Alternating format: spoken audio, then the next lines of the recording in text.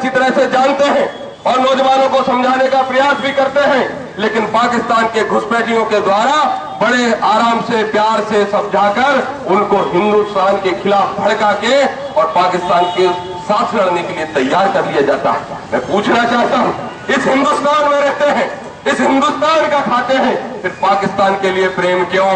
जब भारत और पाकिस्तान का क्रिकेट का मैच होता है तो आप कहीं भी किसी भी मुस्लिम बाहुल मोहल्ले में जाकर देखिए, वहां बुजुर्ग हो सकता है हिंदुस्तान जय बोले, लेकिन कई नौजवान पाकिस्तान जय बोलते हैं।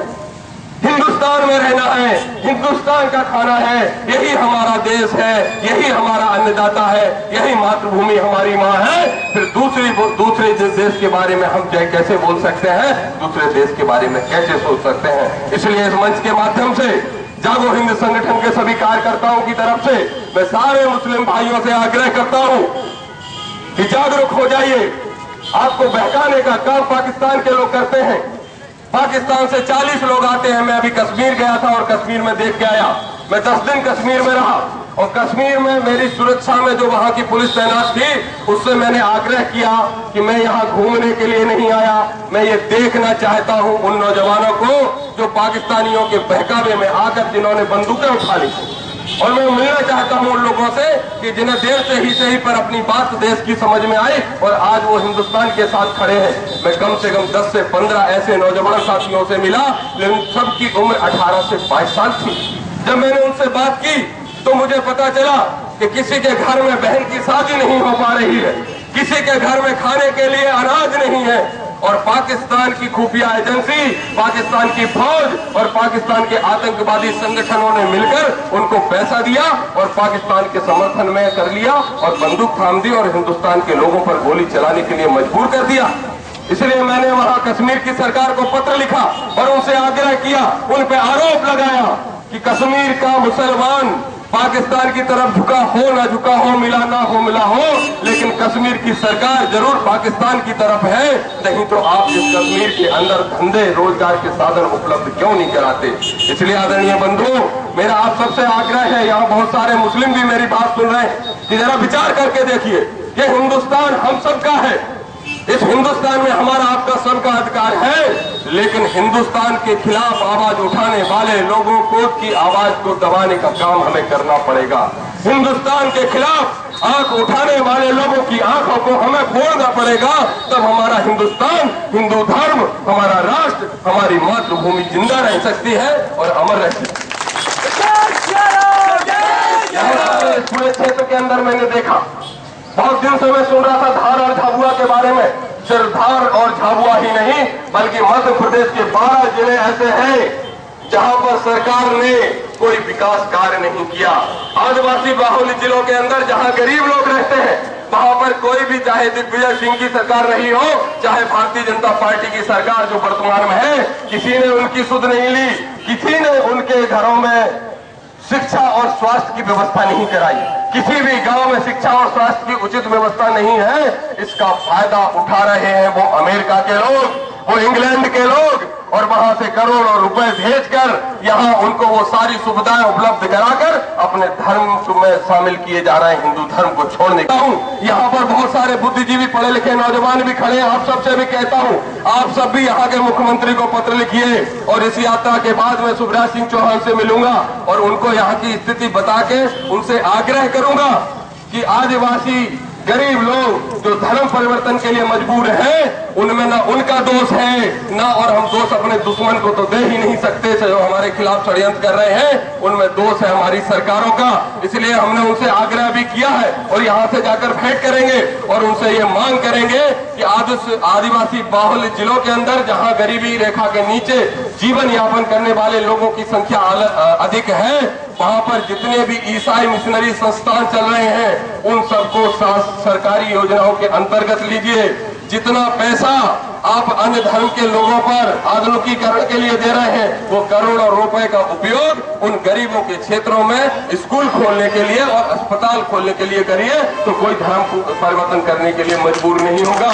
और माननीय शिवराज सिंह चौहान को सूचना दे दीजिए, यहाँ प्रशासन के बहुत सारे लोग हैं, यहाँ CID के भी बहुत सारे लोग हैं, कि जागो हिंद संगठन किसी भी पार्टी, किसी भी राजनेता, किसी भी राजनीतिक दल या पूर्व से चल रहे किसी भी हिंदूवादी संगठन का गुलाम नहीं है।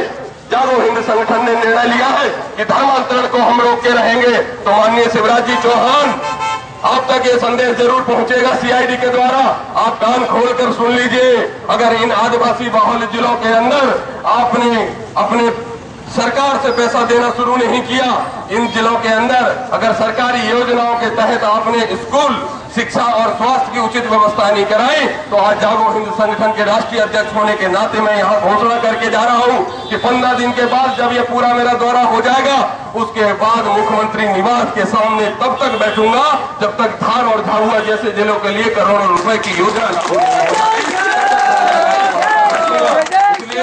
मैं आदिवासी बाहुल्य क्षेत्र के सभी उन लोगों से जो गरीबी रेखा के नीचे जीवन यापन कर रहे हैं और धर्म परिवर्तन करने के लिए जिनको गुमराह किया जा रहा है, उन सबसे भी आग्रह करना चाहता हूं, आप हमारे पूर्वजों के जो जिनकी हम संतान है, उन्हीं की आप संतान हो। जिस मातृभूमि में हम सांस लेते हैं उसी में आप सांस लेते हो। जो भगवान हमारा है वही भगवान श्री राम तुम्हारा भी है। हम और सब भाई भाई हैं। हमें तोड़ने का प्रयास किया जा रहा है। आप सब जानते हैं कि हिंदुस्तान पूरे विश्व का गुरु है था और फिर से गुरु बनने जा रहा है। चाहे इंग्लैंड हो या अमेरिका, जिन्होंने हमारे देश पर बरसों राज किया है, आज वही इंग्लैंड और अमेरिका हिंदुस्तान के इंजीनियरों के बगैर नहीं चल सकते। हिंदुस्तान के बड़े बड़े उद्योगपतियों का कब्जा उनके देश में हो चुका है। यहाँ तक कि जो ईस्ट इंडिया कंपनी जिसने हमारे देश पर राज किया, हमें गुलाम बनाया, शायद आपको पता नहीं होगा, उसी ईस्ट इंडिया कंपनी को आज भारत के एक नागरिक ने खरीद लिया। मेहता करके है, उसने उस ईस्ट इंडिया कंपनी को खरीद लिया है। इसलिए इस देश को तोड़ने का, इस देश को कमजोर करने का प्रयास किया जा रहा है। आपको हमें जागना पड़ेगा। मुसीबतें आती हैं, अपने घर में रहते हैं, कई तरह के संकट आते हैं, उन संकटों को हमें झेलना पड़ेगा। हमें अपने भगवान को, हमें अपने देश को, हमें अपनी मातृभूमि को, हमें अपने धर्म को कभी नहीं भूलना चाहिए। छोटी मोटी समस्याएं आएंगी, घुसपैठ करेंगे, धर्म परिवर्तन कराने के लिए लोग गुमराह करेंगे, लेकिन ना ही हमें धर्म परिवर्तन करना है। और एक बात और कहना चाहता हूँ, जिसको भी आप विधायक चुनते हो, जिसको भी आप सांसद चुनते हो, कोई भी मंत्री और मुख्यमंत्री और प्रधानमंत्री बनता है, आपके और हमारे वोट से बनता है। वो अगर लाल बत्ती की गाड़ी में घूम रहा है, अगर उसके पीछे एसपी, कलेक्टर और ये सारे अधिकारी घूमते हैं, तो वो हमारे वोट के कारण घूमते हैं। इसलिए अपने वोट की कीमत को भी पहचानिए। जरा सोच के देखिए, कभी धर्म के नाम पर कोई गुमराह करने आ जाता है, तो कभी आपकी गरीबी को दूर करने का झूठे वादे करने के लिए कोई आ जाता है।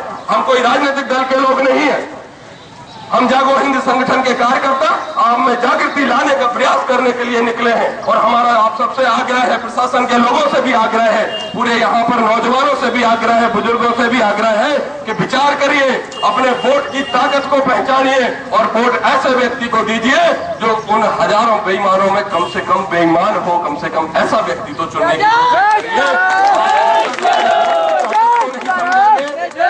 जब तक आप अपने अंदर के इंसान की ताकत को नहीं समझेंगे, तब तक आपका शोषण होता रहेगा।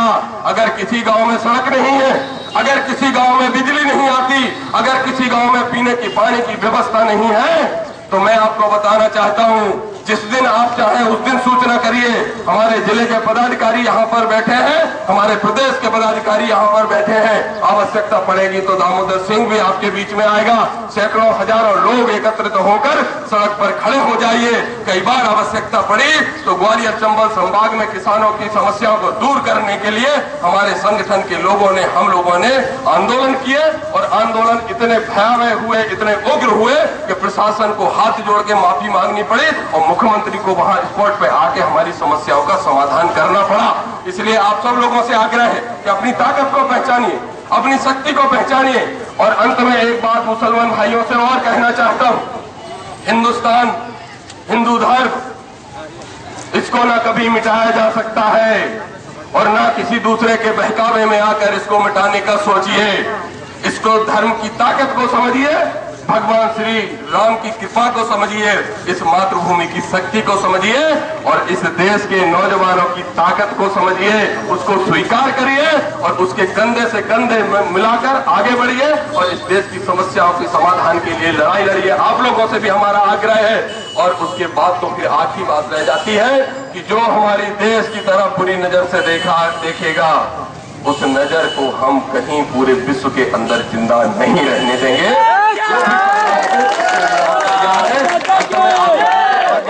आप सब यहाँ पर आए, आपने जागरूक संगठन के कार्यकर्ताओं की बात सुनी, आपसे पुनः आग्रह है कि विचार करके देखिएगा और अगर आपको बात ठीक लगती है तो इस संगठन से जुड़ के जनता की समस्याओं की ईमानदारी से अगर आपको समस्या का समाधान करने की इच्छा हो तो इस संगठन से जुड़िए। आप वास्तव में इस राष्ट्र और धर्म की चिंता करते हो तो ही इस संगठन से जुड़िए। अगर आपको राजनीतिक स्वार्थों की सिद्धि करना है तो इस संगठन में ऐसे व्यक्तियों के लिए कोई आवश्यकता नहीं है, कोई उनका स्थान नहीं।